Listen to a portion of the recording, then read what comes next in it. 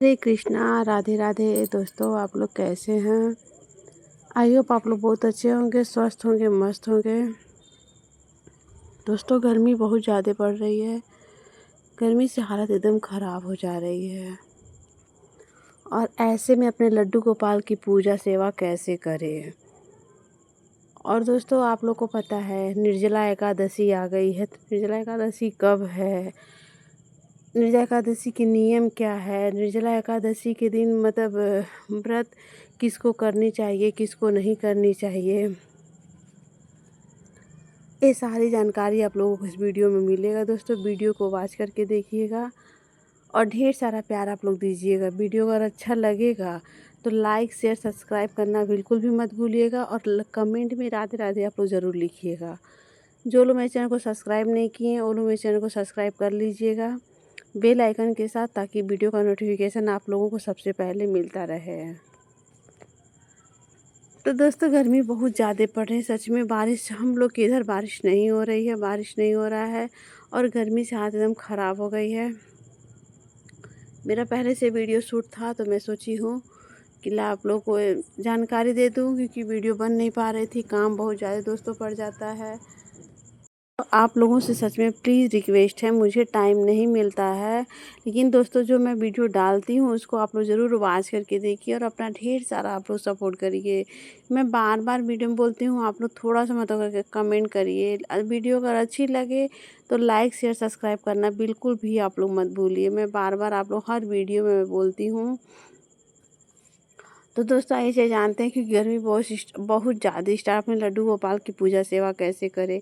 तो पहले दोस्तों, लड्डू गोपाल को गर्मी के दिनों में जब सुबह 6 से 7 बजे के बीच में उठा देना चाहिए। वैसे समर वेकेशन चल रही है, बहुत लोगों को लेट भी हो जाए, लेकिन नहीं दोस्तों, आप लोग ऐसी गलती नहीं करिए। 6 से 7 बजे के बीच में लड्डू गोपाल को उठा दीजिए। उसके बाद जगाने के बाद दोस्तों उनको तुरंत मत स्नान कराइए और बाकी काम करिए। उनको थोड़ा हल्का पानी पिला के फिर उसके बाद दोस्तों उनको रिलैक्स छोड़ दीजिए और कुछ देर उनको ठंडे पानी में फूलों के बीच में ज़रूर आप लोग रखिए। स्नान कराइए, चंदन सेवा दीजिए, ताकि लड्डू, क्योंकि गर्मियाँ बहुत ज़्यादा बढ़ गई हैं। तो मुझे गर्मी लग, हमारे लाला को भी तो गर्मी लग रही है। और ये चंदन सेवा, इत्र सेवा देना बिल्कुल भी आप लोग नहीं भूलिए। तो दोस्तों, ये चले जानते हैं कि निर्जला एकादशी कब है। तो दोस्तों, निर्जला एकादशी 6 जून दिन शुक्रवार को मनाया जा रहा है। और दोस्तों, एक बहुत से लोग बोल रहे हैं 6 जून को 2 दिन व्रत रखना है। तो आप लोगों के रखने के ऊपर है कि आप 6 जून को व्रत रखेंगे कि 7 जून को। नहीं तो जो 6 जून को लोग व्रत रखेंगे और 6 और 7 दोनों दिन व्रत रखेंगे। दोस्तों, आप लोग को बता दें कि क्योंकि निर्जला नाम ही इतना अनमोल है, निर्जला, तो निर्जला का मतलब है बिना पानी पिए आपको व्रत रखना है।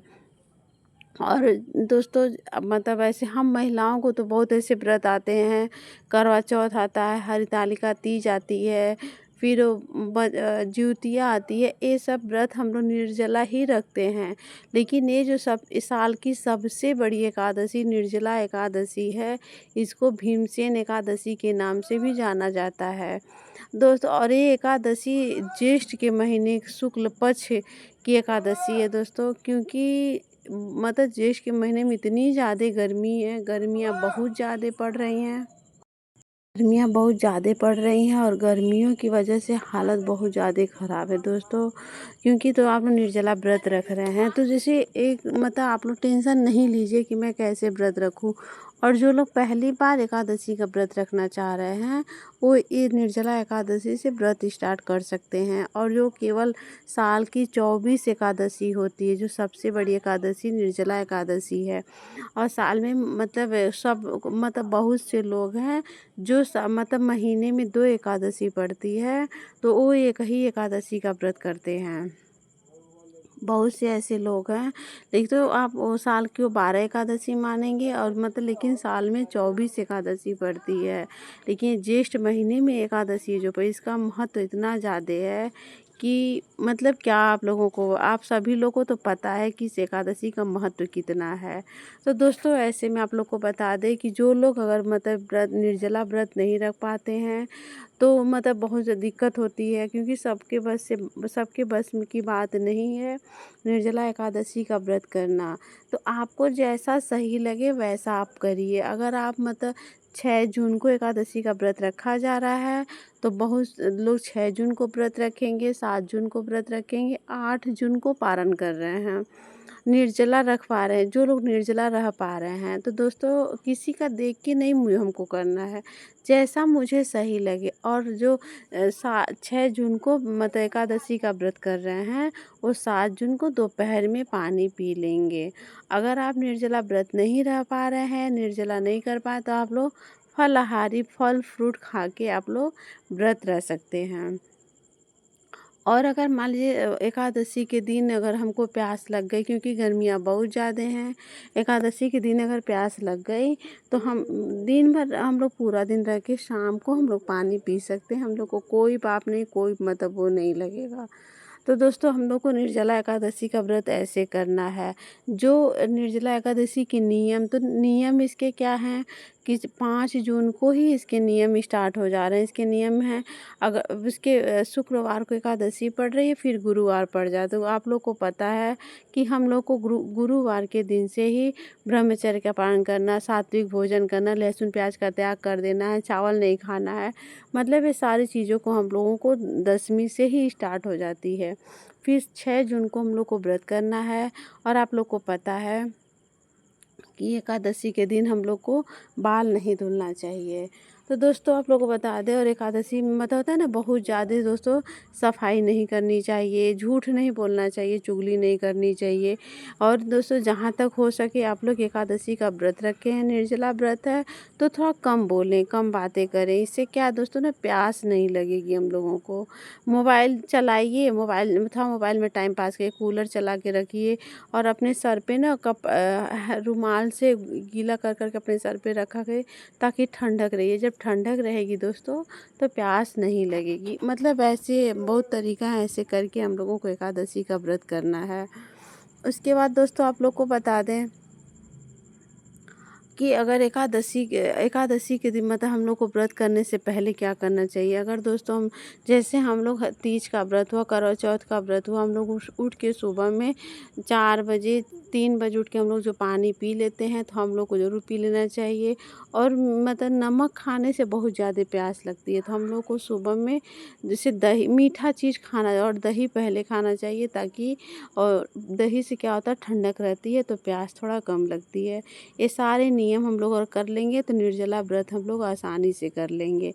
और निर्जला व्रत के मतलब उसमें दान क्या करना है, उसका पूजा कैसे करना है, तो इसमें दोस्तों दान करने के लिए मिट्टी का घड़ा रहता है, उसके जो हाथ का बना हुआ पंखा होता है वो दान किया जाता है, मीठा जल दान किया जाता है, फल फ्रूट दान किया जाता है, श्रृंगार का महिलाओं का श्रृंगार का सारा सामान दान किया जाता है। जितना साड़ी चुनरी, उसके बाद से मतलब चूड़ी बिंदी सिंदूर, जितना जितना श्रृंगार का सामान होता है सब कुछ दान में किया जाता है। अगर हाँ दोस्तों, और हम मतलब अपने साथ साथ हमको अपने पति का भी ध्यान रखना रहता है, तो पति का ध्यान रखने हमको उनकी भी मनोकामना करनी रहती है।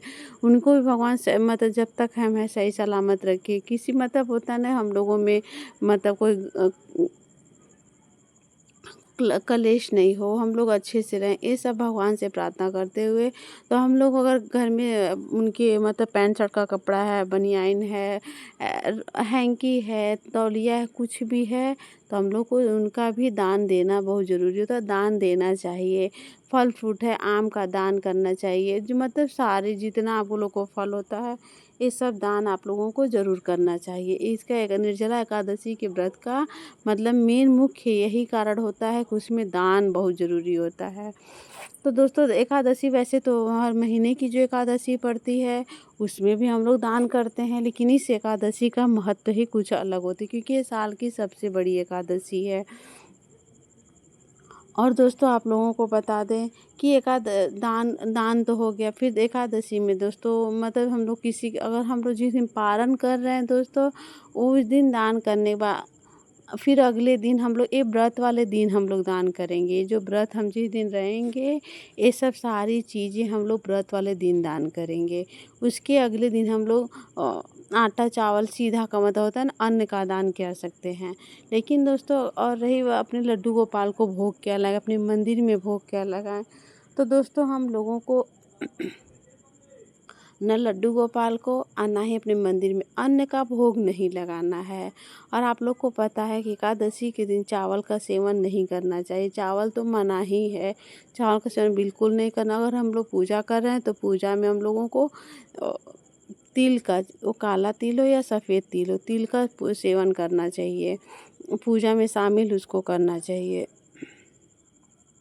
दोस्तों, एकादशी में और एक बात और आप लोगों को बता दें, एकादशी में तुलसी जी नहीं तोड़ी जाती हैं। तो उसको आप लोग एक दिन पहले ही तोड़ के रख ले। और एकादशी के दिन तुलसी जी में जल नहीं दिया जाता है, तो सिर्फ दीपक जला सकते हैं। सिर्फ दीपक, सुबह भी दीपक जला सकते हैं और शाम को भी दीपक जला सकते हैं हम लोग। और ऐसे हम लोगों को पूजा करना है। अगर दोस्तों हो सके तो एकादशी का व्रत करने से पहले आप लोग कहीं गंगा जमुना, कहीं तीर्थ यात्रा पे जा सकते हैं। तीर्थ स्थलों पे जाके स्नान करिए तो बहुत अच्छी बात है। नहीं तो अपने घर में एकादशी के दिन ब्रह्म मुहूर्त में उठ के दोस्तों गंगा जल अपने घर में ही थोड़ा पानी जल में मिला के आप लोग स्नान कर लीजिए। मतलब टेंशन वाली बात नहीं है। तो ऐसे एकादशी का व्रत हम लोगों को करना है। एकादशी के नियम ऐसे ऐसे हैं। ये सारी जानकारी आप लोगों को मैं दे दी हूँ। और दोस्तों, एकादशी का व्रत एक दिन शुक्रवार को एकादशी, बृहस्पतिवार पड़ जाता है। आप लोग अगर बुधवार को ही बाल धुल सकते हैं, क्योंकि इससे क्या है, अब लेकिन बाल धुल लीजिए। तो बाल धुलने के बाद दोस्तों आप लोग लहसुन प्याज नहीं खाइएगा। अगर बहुत ज़रूरी पड़ सकता है, नहीं कर पा रहे हैं, तो हम लोग गुरुवार के दिन सर पे शैम्पू नहीं, बस ऐसे पानी डाल के हम लोग स्नान कर सकते हैं। लेकिन एकादशी के दिन बिल्कुल हम लोगों को अपना बाल नहीं, हम सुहागिन महिलाओं को बाल नहीं धुलना है। और दोस्तों, एकादशी के व्रत के दिन सभी को, हम महिलाओं, सुहागिन महिलाओं को पूरा श्रृंगार करना चाहिए। पूरा श्रृंगार करके ही व्रत करना चाहिए। इससे क्या, भगवान विष्णु का दिन है, भगवान विष्णु का उसके एक दिन पहले है, फिर लक्ष्मी जी का दिन शुक्रवार के दिन है। तो हम लोगों को पूरा श्रृंगार करके एकादशी का व्रत का करना चाहिए। पूजा भी करना, पूजा करने से पहले हम लोग पूरा श्रृंगार